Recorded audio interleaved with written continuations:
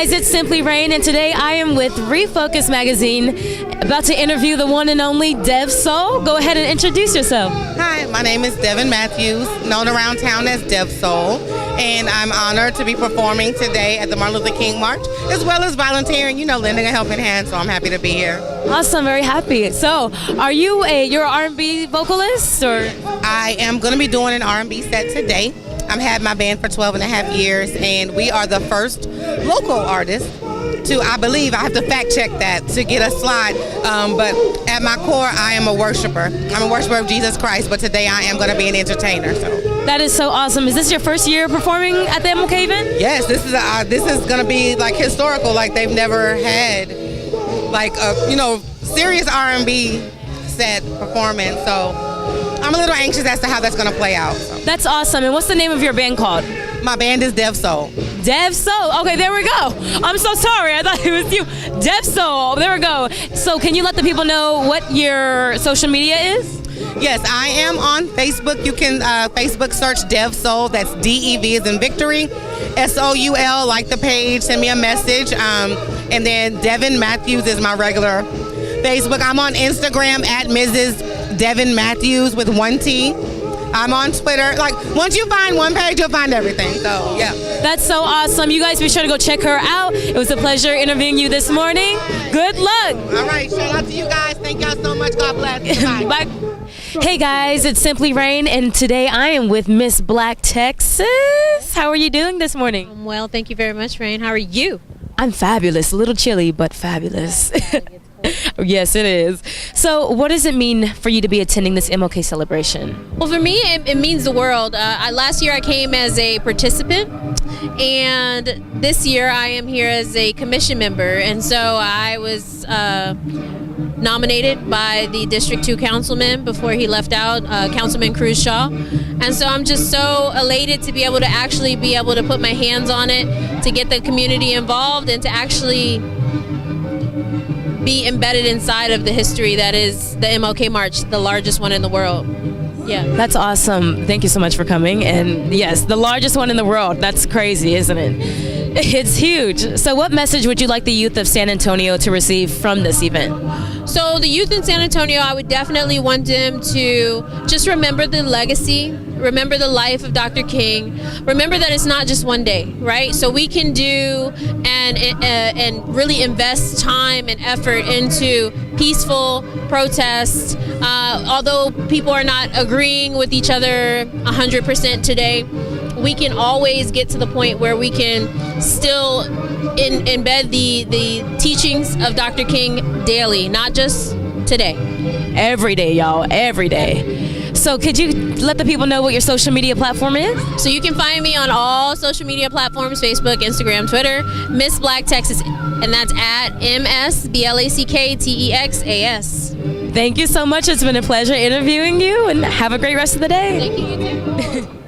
Hey guys, it's Simply Rayne, and right now I am with Dr. Keely Petty, and you know what? She is an MLK Commission co-chair, and she wears a lot of hats, okay? So let me go ahead and let her tell you some of the hats that she wears. Good morning. How are you? Great. You know what? It is so incredible that God has granted us this beautiful weather. The sun is surely to come out, and we are so happy to have you all here capturing this historic moment. Super glad to be here. It's going to be a great day. All right. So what does it mean for you to be attending the MLK celebration? What it means to me is that his Dr. Martin Luther King Jr.'s dream is still alive, and that dreams can be transferred. So it's been transferred from one generation to another. It's so exciting that not only African Americans, but people from all hues and races are able to participate and share in the dream. The dream is still alive. So as you know, San Antonio has one of the largest annual MLK marches. Your thoughts on why you think that is? Listen, we have the largest march because what has happened, we've had incredible persons who serve tirelessly, whose hands and hearts just stay faithfully to the cause. So that is what makes this march great. It's not one person or two. It's a gathering of people that have stayed faithful to make sure that we have had the largest march. It has always been a mystery why the River City, San Antonio, has the largest march in comparison to African American populations in other regions. So it's always been a mystery, but we own it and we're going to keep owning it, and we'd love for other cities to come and compete with us. Most definitely. So, what impact do you think the SA MLK March has on the rest of the world? Again, that the dream lives, dreams don't die, dreams are transferable and non-refundable in this case, and that we know that if we continue, or because we're continuing, we will certainly see changes in racism and educational and economic disparities. We know for sure that we'll see that. Yes. Well, thank you so much for your time. It's been a pleasure interviewing you. Again, Dr. Keely Petty, guys. Hey guys, it's Simply Rayne, and right now I'm with Sheriff Salazar. So, Mr. Sheriff, what does it mean for you to be attending the MLK celebration today? Well, you know, here in Bexar County, we are blessed that we've got the support of our community. We've got it pretty much figured out here, whereas in other parts of the country, they're not so fortunate. So we take every opportunity, like the MLK March, to show our community that we're here for them, to support them as well. Yes, very much. So, as you know, San Antonio has one of the largest annual MLK marches. Your thoughts on why that is? Go big or go home. That's what we think here in San Antonio, right?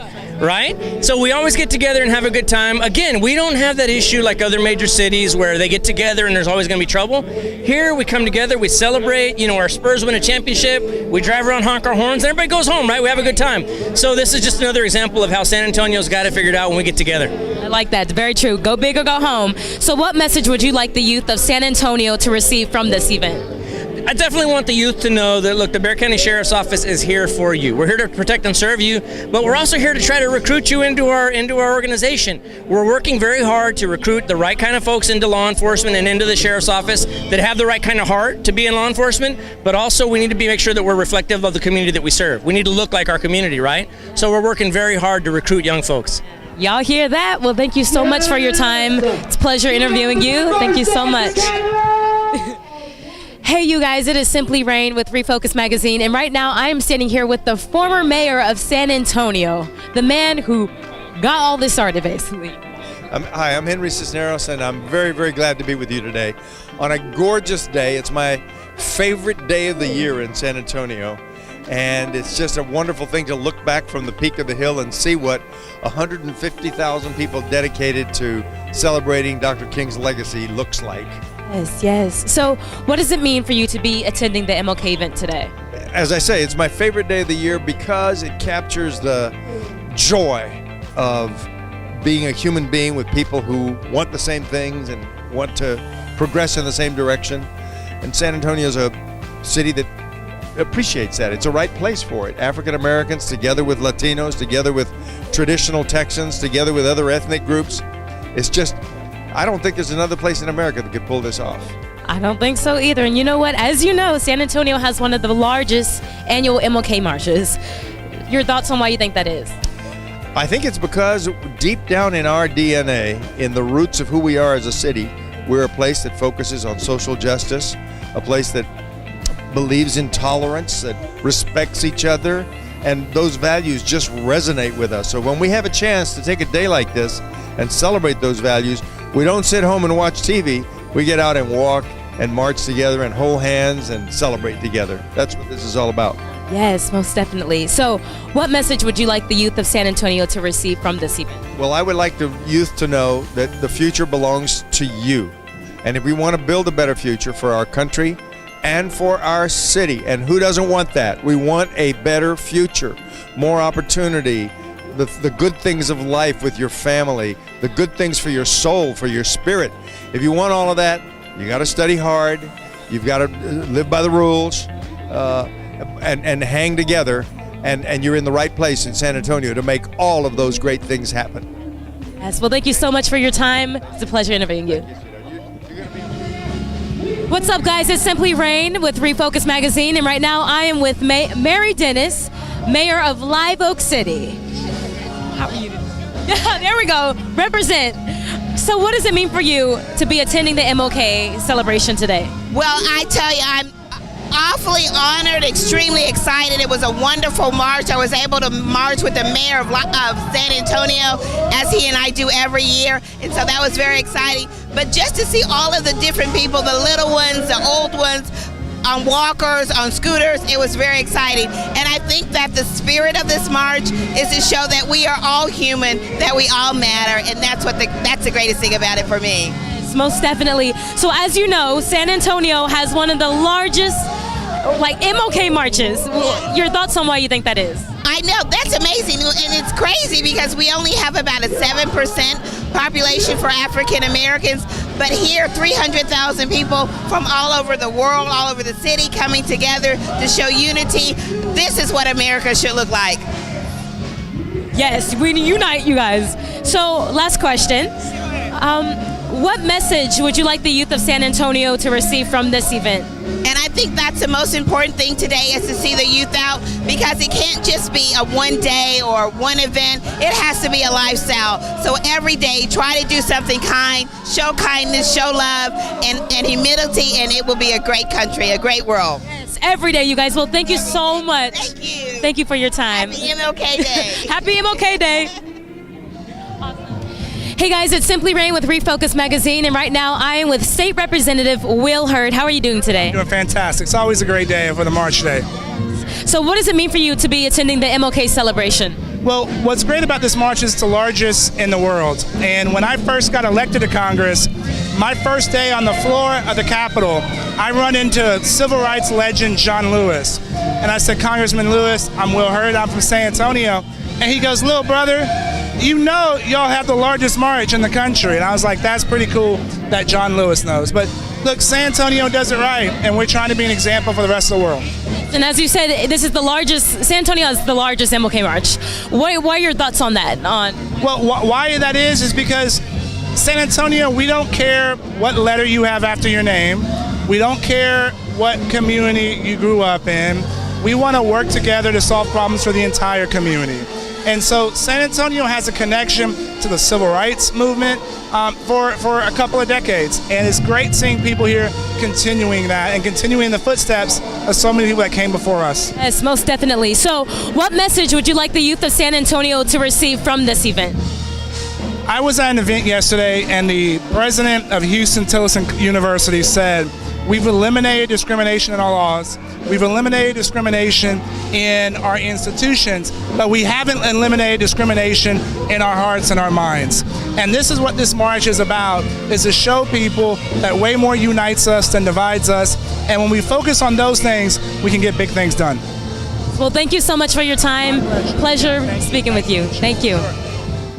Hey guys, it's Simply Rayne with Refocused Magazine, and today I am here with William Cruz. There we go. So, what does it mean for you to be attending the MLK event today? It's an amazing event. You know, I was a D2 councilman for a while, just resigned to be a judge in the 436. But just be involved so thoroughly and see all these folks come together from all over the nation, not just San Antonio, here in District 2, it's an amazing accomplishment. It's an amazing event to be at. Yes. So, as you may know, San Antonio has one of the largest MLK marches. What are your thoughts on that? It's amazing. It shows that we live in a great city. It shows that we're very inclusive and that we accept everybody, regardless of their race, gender, religion, creed. We're a loving city. We do have our bumps and bruises every once in a while, like everything. But as we continue to grow, we're growing for the best. Yes. So, what message would you like the youth of San Antonio to receive from today's event? Inclusivity. Okay, we're all one. We're all God's children. We're all Americans. Even though we're not Americans, we're all here to enjoy life, respect folks that may be different from you. Well, let's learn from one another and love one another. I love that. Thank you so much for your time. Thank you. Hey guys, it's Simply Rayne with Refocused Magazine, and right now with me I have the mayor of San Antonio, Mayor Nirenberg. How are you doing today, Mayor? Doing great. This is a beautiful day to be in San Antonio. So what does it mean for you to be attending the MLK event? Well, this is one of the reasons, most profound reasons why we're proud to live in San Antonio. One of the most diverse communities in the nation, but also the place where the largest march is held. It's for good reason. We're a city of compassion. So as you know, San Antonio has one of the largest annual MLK marches. Your thoughts on why that is? Well, we're a city that would not survive if not for finding strength and diversity. So this is a city that has been a pioneer in the civil rights movement, but we're also a city that recognizes the work is not done. We march because we're not celebrating accomplishments of the past. We're recognizing them, but also recognizing the fact that there's a lot of work to do yet to fulfill the vision. Yes, most definitely. So what message would you like the youth of San Antonio to take away from this event? Participate. Don't stop marching. Keep on marching. We've got to make sure that the work never ends, that we continue to strive for equality, we continue to strive for justice, that we don't stand down from injustices, and we raise our voices, whether it's at the ballot box, whether it's simply marching with your feet, or it's running for office. Even there's so many ways to serve, and each of us has a responsibility to do that. Well, thank you so much for your time. It was a pleasure. Thank you. Hey guys, it's Simply Rayne with Refocused Magazine, and with me I have Councilwoman Rebecca Viagran. How are you doing today? Doing well. Great day. Great day. Yes. Divided, we will break up as a city. We need to be a united front, and that we need them to come and walk hand in hand with one another. Yes, unity. Well, thank you so much for your time. It was a pleasure speaking with you. Thank you. Hey guys, it's Simply Rayne with Refocused Magazine, and right now I am with Senator Lloyd Doggett. How are you doing today? Great. So inspired by seeing so many people out from every neighborhood united in living Dr. King's dream. Awesome. So what does it mean for you to be here today at the MLK event?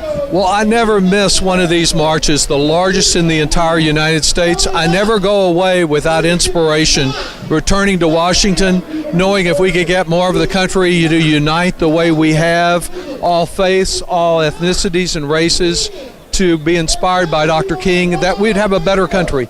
Yes, and as you know, San Antonio has one of the largest MLK marches. Your thoughts on why you think that is? Well, I think we build on some civil rights heroes in this community and know how much they have done to bring us to this point. And then we see, particularly on issues, police relations sometimes, the need to do even more to improve and strengthen our system, to push back against the bigotry from President Trump and assure equal opportunity for everyone. Most definitely. So what would you like the youth of San Antonio to take away from today's event? To be involved in more than just one day, to know that they stand on the shoulders of some great people who overcame great burdens to achieve and to open up San Antonio, Texas, and America, and to know that working together we can change and strengthen America. We don't have to settle for the way that these little pockets of hate would pull us back. I'm encouraged by the new members who have come into this Congress. For the first time, a number of African American women and men who are representing majority Anglo districts. A powerful young African American woman from the suburbs of Atlanta in a district Newt Gingrich once represented, who's there because she lost her son to gun violence, who's speaking out and inspiring all of us. Together, we are the change that our country can become if these young people will stay involved, register, vote, and demand accountability of every elected official. Yes, thank you so much for that. Together we are the change. It was a pleasure. Thank you. Thank you. I have some words from Dr. King that I want to share with you. You know, not just the media, but even in the history books, they try to do two things, particularly to black leaders from throughout history. They either, one, reduce them to something that's almost like a cartoon. And Dr. King sometimes has been reduced to some type of cartoonish figure, but he had a very serious side, and particularly in the last few years of his life, he was literally saying black power all over the country, but we don't hear that. And another thing that we often get in our history books, and I have learned that you all sometimes have a problem with your history books here in Texas. And so sometimes we have to supplement what's not in those books. We have to teach our young people ourselves this type of history. Sometimes they either make our heroes out to be something like cartoons, or they make them out to be evil. And one of the things that we often get is this thing where we compare Martin and Malcolm as if they were polar opposites. But the truth is, when Martin and Malcolm each died, they were so close in philosophy and in practice in terms of how they saw the world. I want to share some quotes with you for a second, and then I want to teach a few lessons that I hope you can take with you. You know, some people, I even heard this today, I hear people sometimes say Dr. King was more than his I Have a Dream speech. And I understand what people are saying when they say that, but actually there are some powerful parts of the I Have a Dream speech that they don't play on commercials, on television, that they don't play on TV before the Super Bowl. Here's one that I particularly want to read to you. This was in his opening paragraph, opening sentences to the I Have a Dream speech. It's powerful, listen. Dr. King said, "In a sense, we have come to our nation's capital to cash a check. And when the architects of our republic wrote the magnificent words of the Constitution and the Declaration of Independence, they were signing a promissory note to which every American was to fall heir. This note was a promise that all men, yes, black men as well as white men, would be guaranteed the unalienable rights of life, liberty, and the pursuit of happiness." Now this is what I want you to hear. They don't play this part on TV. Dr. King said, "It is obvious today that America has defaulted on its promissory note insofar as her citizens of color are concerned. Instead of honoring this sacred obligation," listen to this, "America has given the Negro people a bad check, a check which has come back marked insufficient funds." They don't play that part. I mean, in his I Have a Dream speech, the man said America has given black folk a bad check, and that it has not fulfilled its promises to people of color. Dr. King continued, he says, "But we refuse to believe that the Bank of Justice is bankrupt. We refuse to believe that there are insufficient funds in the great vaults of opportunity of this nation. So we have come to cash this check. A check that will give us upon demand the riches of freedom and the security of justice." The man literally said, we came here today to cash that check. Like when you think about it, when people say Dr. King was more than the I Have a Dream speech, he was actually more than the little part of the I Have a Dream speech that gets quoted. Yes, he talked about judging people by the content of their character, not just the color of their skin, but he also said America has written some folk a bad check. I didn't know this, but Dr. King talked about police brutality in his I Have a Dream speech. Listen to this. Dr. King said, in the I Have a Dream speech, "There are those who are asking the devotees of civil rights, when will you be satisfied?" And here's what Dr. King said to that question. "We can never be satisfied as long as the Negro is the victim of the unspeakable horrors of police brutality." He said that in the speech. And so I hear people all the time. I literally saw on my own Instagram page today somebody saying that Dr. King would be rolling over in his grave if he saw what we were talking about. It's like, you don't even know what the man was talking about. Foolishness. Listen to this. This is from Dr. King's letter from the Birmingham jail. This is powerful, and I don't mean to step on anybody's toes, but it's necessary for you to read this. And if you get an opportunity to read the entire letter from Birmingham jail, it is so powerful that in the 1970s, a group of theologians were asking that it be included in the Bible. Like, that's how profound the letter is. It was probably the most important thing he ever wrote. And listen to this section. Dr. King was in jail and he was heartbroken because a lot of people that he thought were going to come to his aid bailed out on him, particularly white Christian pastors there in the city. Dr. King said, First, I must confess that over the last few years, I've been gravely disappointed with the white moderate. I've almost reached the regrettable conclusion that the Negro's greatest stumbling block in the stride toward freedom is not the White Citizens Council or the KKK, but the white moderate, who is more devoted to order than to justice. There's some people standing around here today that are here to keep order, but they're not really here for justice. Do you know what I'm saying to you? There's a lot of order here, but not enough justice, if you know what I'm saying. I'm speaking code to you. Dr. King said, the white moderate who is more devoted to order than to justice, who prefers a negative peace, which is the absence of tension, to a positive peace, which is the presence of justice. He says, I'm frustrated with the white moderate who constantly says, I agree with you in the goal you seek, but I can't agree with your methods of direct action. Who paternalistically feels that he can set our timetable for another man's freedom. Who lives by the myth of time and who constantly advises the Negro to wait into a more convenient season.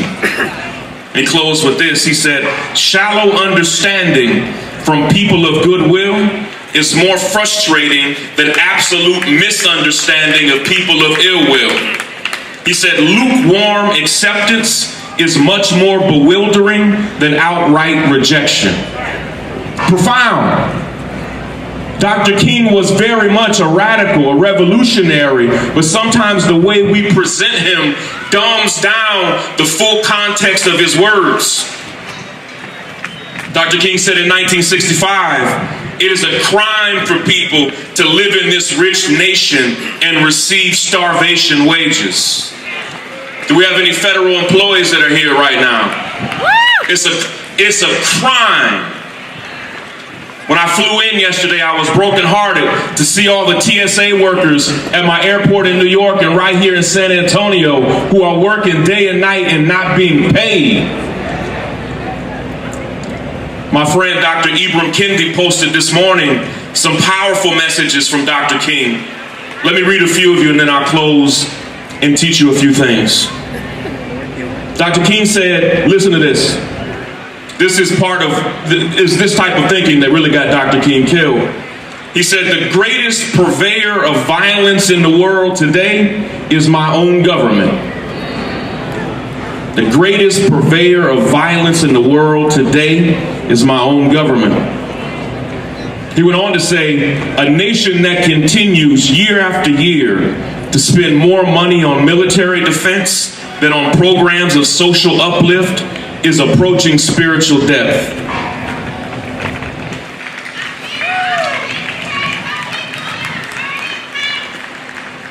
Oh, you got some of your own, right? Thank you. One more. He said, I am convinced that if we are to get on the right side of the world revolution, we as a nation must undergo a radical revolution of values. Right? Dr. King understood that it wasn't just about electing Democrats or Republicans. It's deeper than that. It's about putting people in office that actually believe in you, care about you, and are going to actually fight for you once they get there. There's a big difference. Like there are sometimes as many useless Democrats as there are Republicans.